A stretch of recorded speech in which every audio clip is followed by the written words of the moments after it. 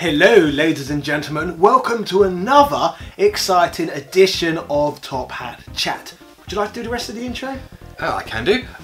We are going to be discussing today Star Wars fanboys versus Nintendo fanboys.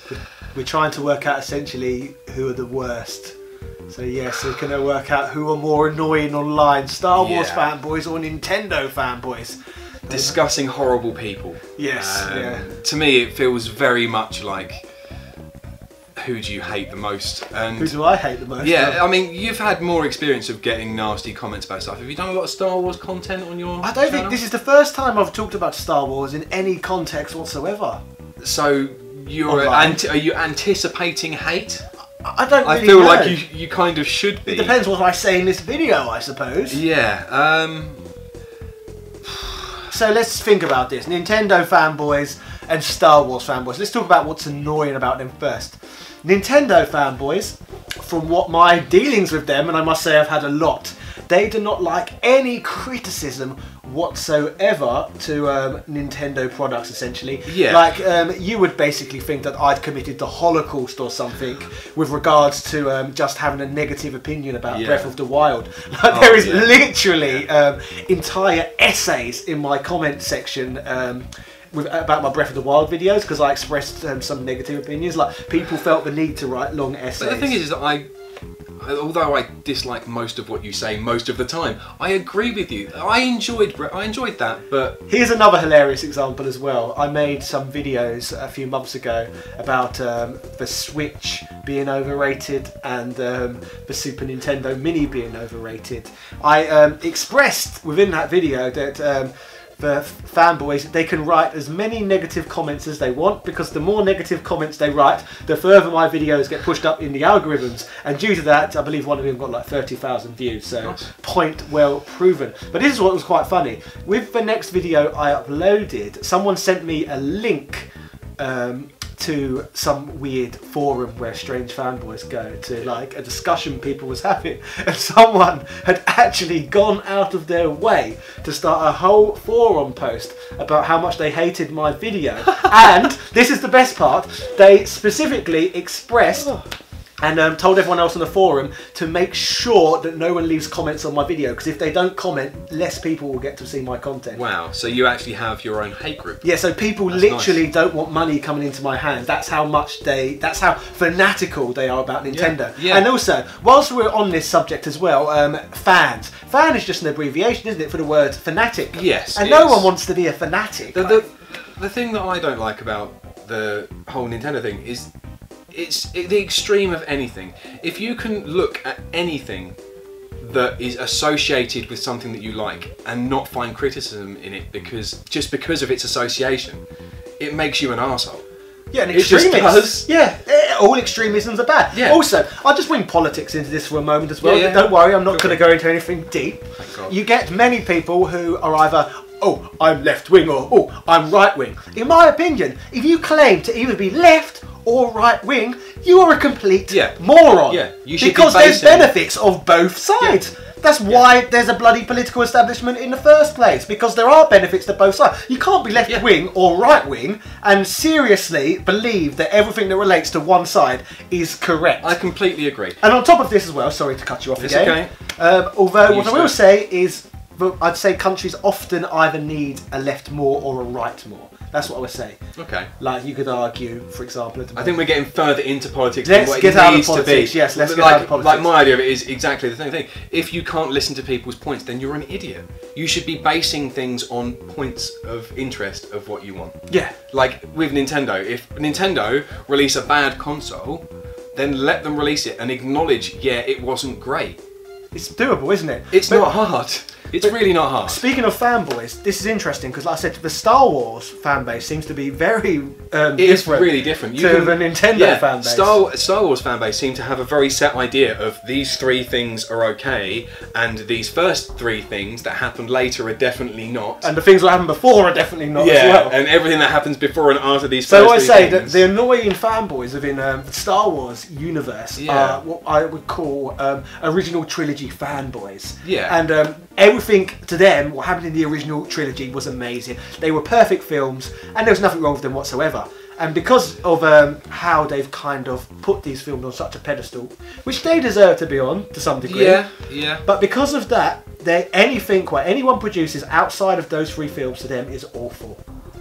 Yeah, it's completely true. It's judging from a benchmark of what it shouldn't be set against. You should look at them each in their own right. Yes. And that is the way that it should be. From what I've seen as well, these fanboys of the original trilogy, what they don't like, it's as if they all wanted to write the film themselves. None of them seem to be happy because the film wasn't exactly how they imagined it in their head. Yeah. Surely, though, if something turned out to be exactly how you imagined it in your head, there wouldn't have been any point watching it in the first place, would there? Because you already know what was happened. Yeah, I completely that agree. doesn't make sense. I don't get it. Yeah, everybody has idealistic views of what something should be, but you should appreciate it for its artistic merit by itself. And I think that the new Star Wars films do fit in quite well with everything else. I have think to say, it completes it, and it will. I really enjoyed all the new Star Wars films. Yeah. And to top this off as well, not to top this off so much, but just an additional point, something I've never discussed on my channel before. When I was young, and in 1995, I began collecting 1970s Star Wars figures, and I managed to procure about 100 of those. That's how obsessed I was with the Star Wars franchise as a child. Just the original trilogy, obviously, because nothing else had been made yet. This was before even the special editions had come out in 1997. So all we had was like the original canon, and that was it. Apart from obviously books, but then we're getting into all See, I'm going to bait you a little bit here. Okay. What do you think of Episode 1? Ooh, Episode 1. Come on. Okay. I know, because I know what the answer is. Okay, Episode 1. Wait for it. Okay. It's, in some ways, you could argue that it's the best ever Star Wars film. In some ways, but only in some ways. What way? Only in what ways some are ways. these, Richard? Okay, you've got amazing CGI, so you've got the best jump ever visually. You've never had a jump that big within the Star Wars universe. Secondly, as well, the lightsaber battles. They're a completely different level to anything we had seen previously. Like before, it looked like, I don't know, there was half wooden and going. Did you not find the characters just awful? Some of them, like I said, I didn't like child Anakin at all. But you like Jar Jar. I love Jar Jar. How can you not like Jar Jar? Jar Jar. What's wrong with Jar Jar? His voice was like nails on a chalkboard for me. Like every time I heard his voice, I literally just wanted to tear my own ears off. He was entertaining. Honestly, I believe I was entertained by Jar Jar. I really liked Jar Jar at the time. No. He kind of reminded me of something what would pop up with Red the Wolf or something like that. Yeah. No. No. I like Jar Jar. No, there is and no pod reason. racing as well. How could you not like pod racing? Okay, pod racing, but what use did that really have in an amazing Nintendo 64 game, and the Nintendo 64 needed games because it was rubbish. It did need games. So yes, we got a good Nintendo 64 game. So your basis of liking Star Wars, the thing you got most excited about was the fact that it produced an N64 game that you actually enjoyed playing. Yes. Is that really an argument? They could have made... But I said there was other things as well. They could have made pod racing with that. It was visually very good looking at the time in the late 90s, I think. Although, and like I said, music as well. And I'm not even a big fan of music, but I think it had some good arrangements in that film. Like that, what was it, Jewel of the Fate song? Do you know what I'm talking about? No, I have no idea. Oh yeah, I do know now. That one. Yes, I now know what you're talking about. See, that's good as well. You wouldn't have had that song if it wasn't for that film. You're annoying because you're slowly turning me. Yes, it's a good film. It shouldn't be. It's Again, awful. it's what it is. It's useless. No. I want to say one more thing. It's useless. Again, this is the perfect example of the usual YouTube echo chamber, where someone says one thing online, and then because one person says it, everyone starts believing it, and they just start regurgitating the same piece of information back to each other. And that's why Episode 1 has now got a bad rap. Is because people liked it at the time. It was well received. It was a thing what happened later. When I watched... I wasn't massively into Star Wars as a kid. I wasn't. It was something that I'd seen and I'd enjoyed. And when Episode 1 came out, I didn't really enjoy it. And that was before anything. There were the action scenes. Okay, fair enough. Yeah, you are right. The lightsaber battles were good. The pod racing was good. I do see where you're coming from with that. But it doesn't seem to fit in. Watching them again, it doesn't seem to add anything to the story. And that should be the idea of making those first 3 films in the first place. It is to add some kind of context to the entire story of everything that went on. It was basically, was it the whole of the first 3 were just Darth Vader's It's almost like rise and turns to the dark side. I agree. It's They his did set backstory. it. They did set It's it a bit his too backstory, that's the early. word. I will agree there. Yeah. But there was still some key plot points in episode 1 we was introduced to. I suppose, like he introduced the Emperor to the world for the first time. Yeah. And showed him before they showed him when he was, I suppose, was a politician, so See- a senator, wasn't it? So they showed him before. See, I'm the a little Empire. bit annoyed I don't know slightly more about Star Wars, because what's canon and what isn't is vast. Like, a lot of the game stuff has been removed. From what I'm but aware, there's I could be comic wrong books here. that are canon as well that add stuff in, and I don't know when they were produced. Disney have recently deleted the entire canon, as far as I'm aware, with the exception of the recent Clone Wars series on the Cartoon Network. That's the only thing they've kept canon. See, I again, believe. I've never seen any of that. Have you seen those? No, I don't watch children's programs. What do you think? What do you think I am? You got a man-child? Yes, look What at do your you- games room. No, this. I'm a connoisseur. These are adult children. Do not play quality games these days. They just play stupid mobile apps, don't they? You have amiibos, and They were free gifts that came with games. you, You are again. You are a massive man-child. I'm not a man-child. You are a Look, man-child. I'm not a man-child because, like I said, only adults are interested in this sort of paraphernalia, I suppose. But yes, we're getting derailed here, so let's go back to the subject. Okay. Nintendo fanboys or Star Wars fanboys, who are more irritating? I'm gonna say Nintendo fanboys are more irritating. I Because suppose they're more one-dimensional, aren't they? They only seem to come in one form. Yeah, it is exactly right. Once you're a Nintendo fanboy, you like everything Nintendo has done, regardless. Literally, Nintendo could release a turd. They could release Star Fox Zero, and then you could actually like it. That's essentially what I just said. Yes, that's what I said.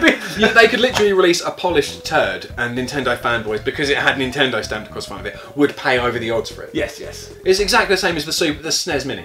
I bought one of those. I would not pay. I begrudgingly paid my £80 for it. Why did you buy it then, out of curiosity? I wanted it because I wanted to play the games. I hadn't played a lot of the games that were on there. But when the NES Mini came out, NES Mini. They will castrate you. These Americans will castrate you for calling it apologies. a NES. NES Mini. When that I just came about out, get away with saying SNES. when that came out, I missed it. And as soon as it went for over the odds, I was like, it is not worth the money. I wouldn't pay that.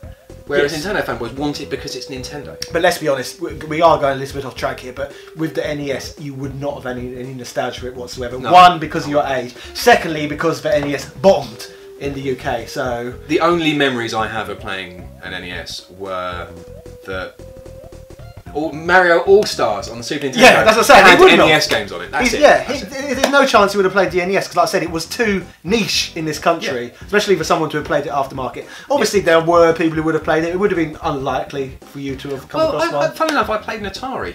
Atari did well, so that Yeah. makes sense. But Atari did well. My dad had one. Yeah, And so did mine. I got to play on it because I found it in a box in his shed once. I found mine in my loft, so yes. Yeah, but Nintendo fanboys just love everything that they produce. Yes. Like if Miyamoto Okay, threw sorry. up on a piece of paper, I think this they would is want the it. conclusion. Nintendo fanboys love everything Nintendo produce. Star Wars original trilogy fanboys hate everything Disney produce. I think that's probably... They're hypercritical of something that they love, but at least they can be critical. Yes, but they're the opposite. I don't think anything would please them. You're looking at two extremes. Yeah. You've got one audience who would be impossible to please, and one audience who anything would please them. Yeah. So I suppose they're just as bad as each other, just in different ways. Yeah. Well, so anyway, what do you guys think? Yes, let us know in the comment section. Yeah. Who do you find more annoying? Who would make you want to shout "Re" in front of your computer monitor? Let us know in the comment section. Cheerio! Cheerio.